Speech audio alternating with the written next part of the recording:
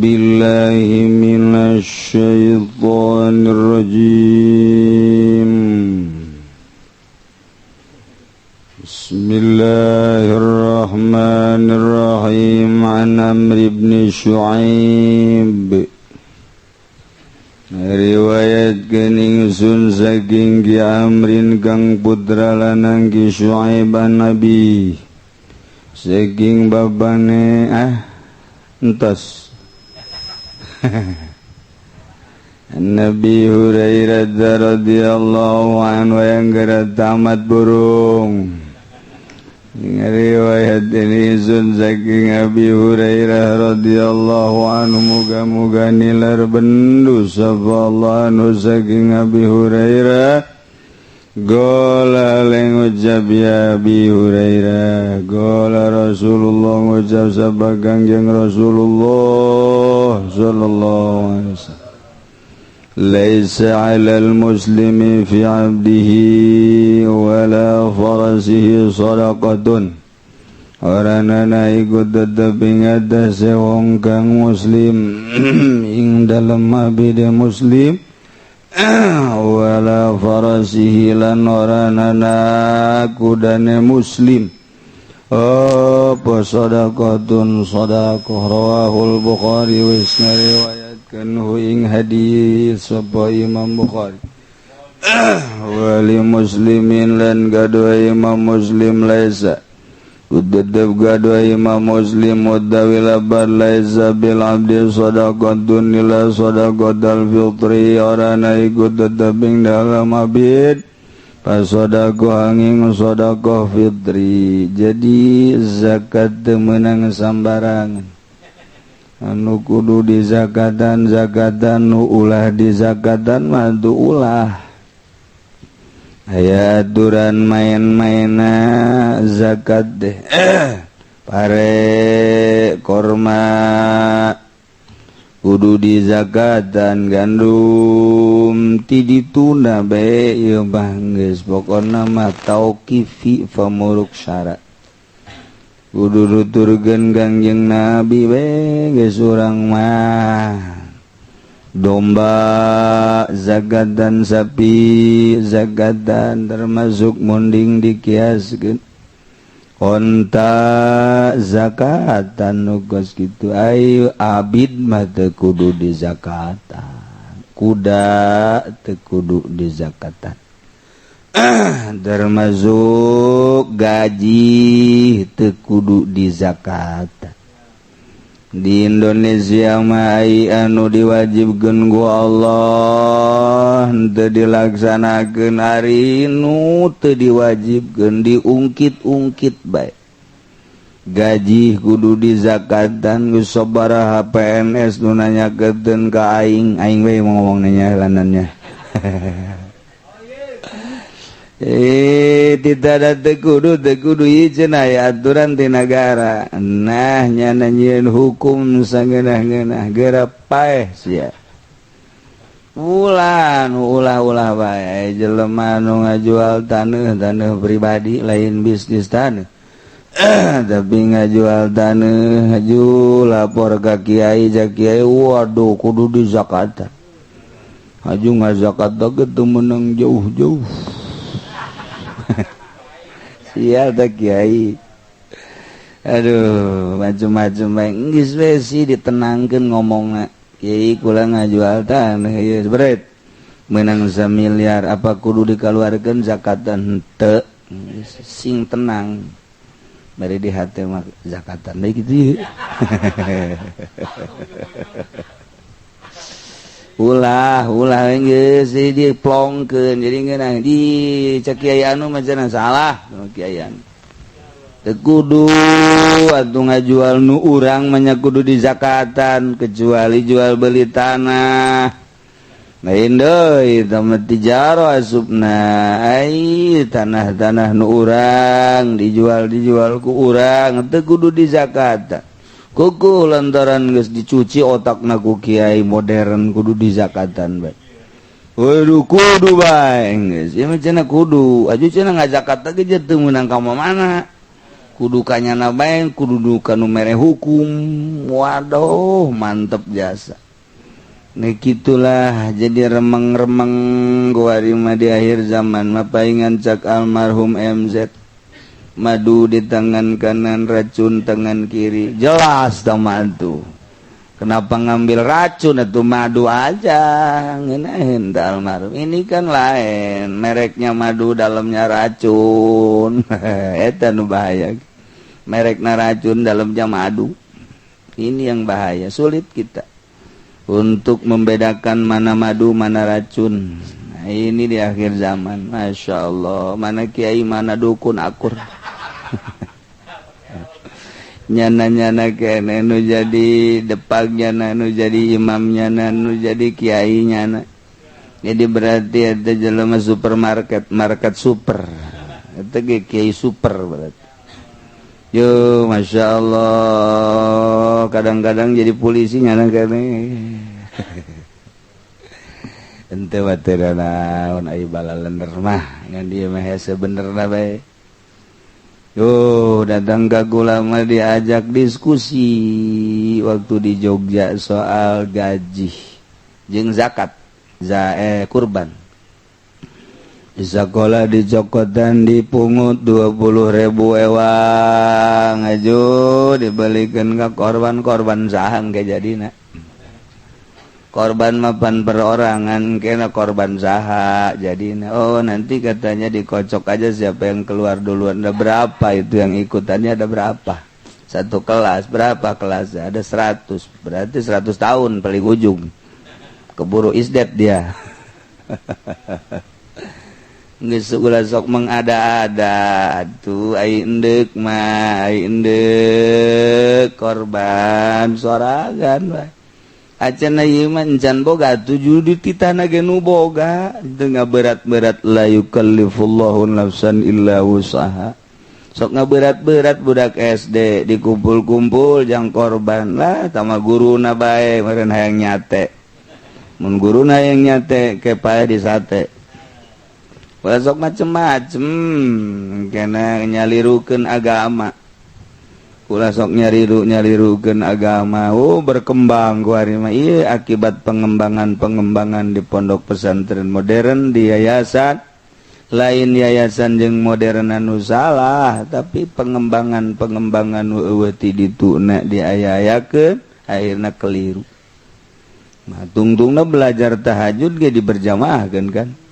Budak di hudang-hudang di pondok pesantren sanawiyah aliyah dihudangkeun terus kacai mandi tahajud berjamaah mun ditegur ini kan belajar supaya nanti terbiasa guruna ge tilok tahajud.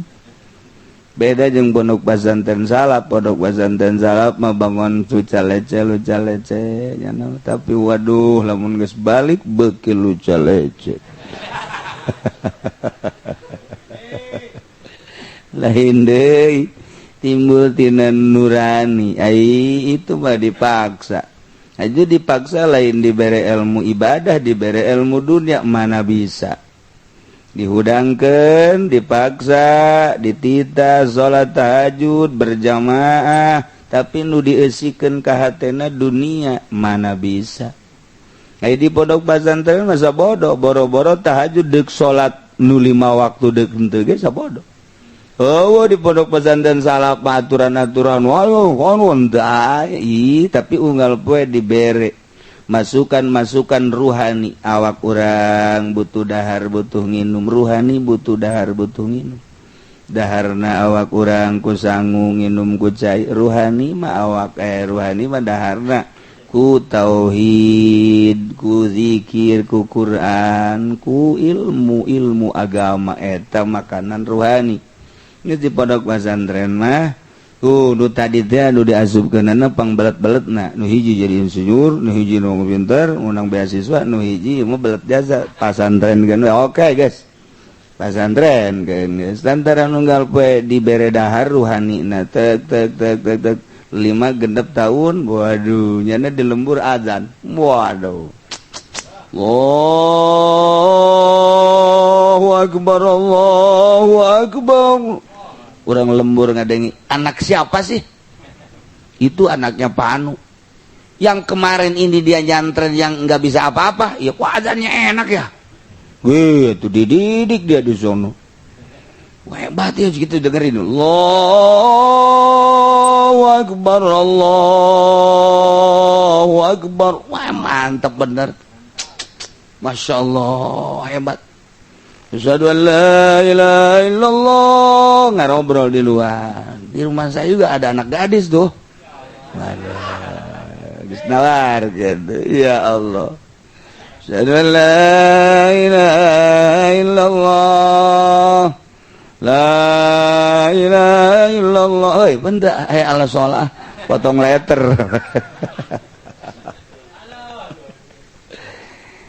Nah gitulah pesantren salah bantu terus di Asia. Di sekolah apa tuh? Esi lihatnya dunia titah ibadah mal bisa.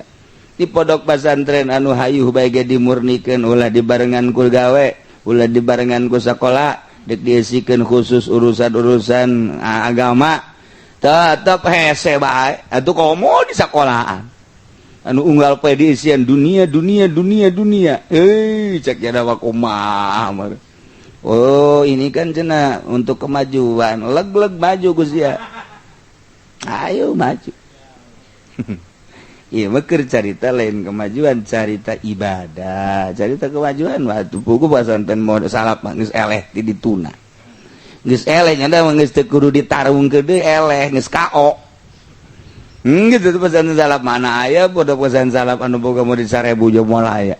Alhamdulillah cenah kiai di ditu anu ngabangun pondok santri aya. Ayo wah cenah kiai sabarang 50. 50 ge geus loba eta ngomong geus beakeun loba eta. Loba aja santri 50 teh geus kasup loba. Belah dituna aya pondok pesantren modern. Sabaraha muridna? 1000 lah can sakumaha teh. Pesantren modern 1000 can sakumaha. Tapi pesantren salap 50. Wuh, loba jasa. Loba jasa Bang. 70 mah tapi geus saya ngomong. 70 loba geus mohara loba jasa. 70 geus dianggap loba jasa. Pesantren modern 1000. Naon teh sebab 70 kadeuleu ku masyarakat. Rentulna sosolawatanana. Tapi kapan aya 1000 di pondok pesantren modern can loba naon sebabna? Guruna ge lah baru 1000 cenah kieu belum berapa. Sebab naon? Administrasi na masukna saeutik. Eta kanu dihitungna. Tuh, bos kieu. Mantap hese. Waalaikumsalam. Dari mana? Dari mana? Kenapa menyantrenin anak ini? Udah ini mau bagaimana kiai aja lah, ceknya nanti. Udah mau suruh kerja mau apa udah enggak kebiayain ceknya nanti.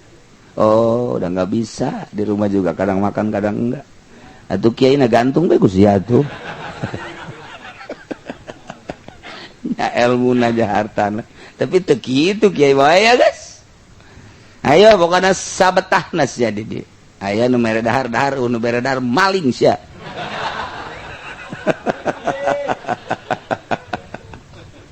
Yang penting ala raji. Salah bamual kepikiran ku otak-otak modern bamual kepikiran. Bingungin. Kepala sekolah SD nanya ke kepala sekolah kiai, itu sih bagaimana cara mendidik anak santri? Kenapa? Karena ada yang udah lama, ada yang 5 tahun, ada yang baru. Itu pendidikannya. Bapak emang apa kerja? Saya kepala sekolah. Oh, udah dah saya jelasin juga nggak paham Pak. Capek saya ngejelasinnya. Nggak paham aja pokoknya urusan pondok pesantren. Iya, jadi saya juga bingung, nggak ada kelas-kelas begitu. Saya tanya nggak ada kelas, kan sekolah mah kelas 6, kelas 5, kelas 6. Itu mah namanya pekerjaan zohir. Ini mah yang beratnya mah pekerjaan batin Pak. Jadi saya udah nggak usah dijelasin ya, kecuali Bapak nyantren sini. Waduh, ceknya nanti nggak bisa saya nyantren itu. Kita nyantren wae kok mau kita bener. Kita jalan bener wae geus bisa. Saya bang nyantren mentek lamun hayang nyaho ka wali santri. Eta santri teh wali. Ulah hese-hese. Geus urang nyaritakeun wali ka kaler ka kidul, mana sih contoh wali tah santri. Eta nu mandina kadang-kadang jam 12 beurang. Mandi eta teh mandi isuk-isuk. Eta teh mandi isuk-isuk eta teh jam 12. Dahar teu puguh waktu dahar.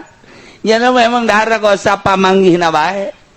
Isuk-isuk Kang mah geus cenah moal masak moal dahar aya wayah aya babaturan nu masak mah milu bae.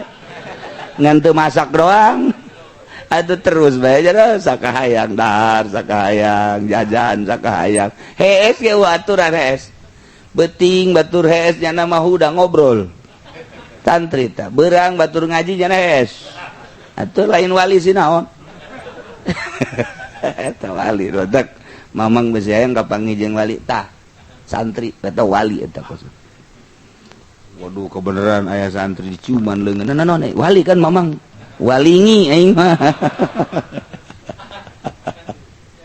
ngan tetep hese jaritakeun kahirupan santri mah dibere bebas hate tenang boro-boro guru sakola teh bapana ge nu mondokeun nya bingung bapana eta aing boga anak bakal kumaha cenah ieu bingung bapana tuh komo itu guru sakola mun ngobrol teh guru sakola jeung bapana saya mah enggak paham itu kenapa anak-anak santri enggak ada kelas begitu Pak jangan-jangan Bapak saya ini bapak anak-anak nih yang nyanter di sini, saya juga bingung.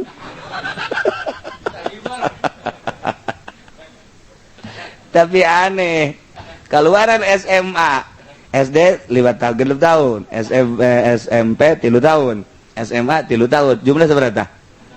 12 tahun kan? Nah, jadi berarti waktu kerasup jarak 7 tahun, berarti seberapa? 12 tambah 7 berapa? Nyantren nyana tah masantren nang saberata 12 tahun balik ka imah beda jeung budak keluaran SMA budak SMA mah mun aya nu maot moal diundang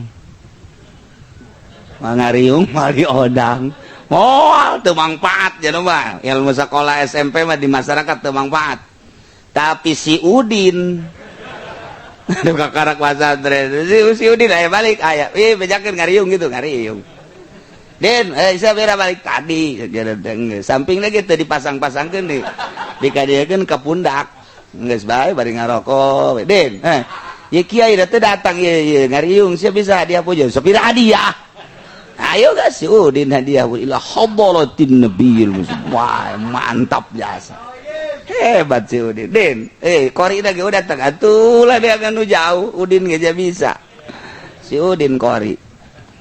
Tekebal eueuh cenah mau balik teh datang dia atuh supira mau balik gitu. Geus nyana sorangan diborong ti hadiah puji, Kori. Si ada pidato, doa terakhir si Udin deui. Mana bisa budak SMA. Tuh. Budak santri mah luca lece di pondok geus tarungna mah waduh, pantang mundur cenah mah tuh. Santri eta. Imam masjid paeh, nyana geus ngageter-geter. Budak SMA mah imam masjid paeh teu ngageter teu daon tapi santri aduh aing nirisan asana katunjuk aing ye geus nirisan teh heula nya jadi santri mah beda masyaallah man mantak 70 ka dulu da loba kos 7.000 bae santri boga 70 kos 7.000 diaromongkeun ku batur kiai anu karak boga santri 50 bae geus pohara jasa salah beda aju salah na deui salah na ku abeja ka mana-mana santri eta mah masuk Golkar budak abeja ka mana-mana sia maing distrasi rahasiakeun asup Golkar ku dibeja-beja ku sia mah salah saeutik bae ngobrol jeung janda atuh geus geus teu bisa ditahan-tahan kiai kabari lain ngabonceng rangda dolor tah mah macam-macam bae. Dulur di mana emang binsa? Tidak di Kangjeng Nabi Adam. Sia ta eta kiai masalah saya tinggal. Masyaallah sebab dan figur kesucian tuturkeun al ulama warasatul anbiya ti dituna ti Kangjeng sahabat ka tabiin ruteuna eta. Mantak salah basa tinggeus. An-Nabi Hurairah jadi cek Abi Hurairah laisa 'alal muslim fi 'abdihi wala farasi shadaqah abid teu kudu di zakatan kuda teu kudu di zakatan laisa fil 'abdi shadaqah illa shadaqatal fitri kecuali shadaqah fitri al ma'na al ijmali wallahu a'lam bis-shawab.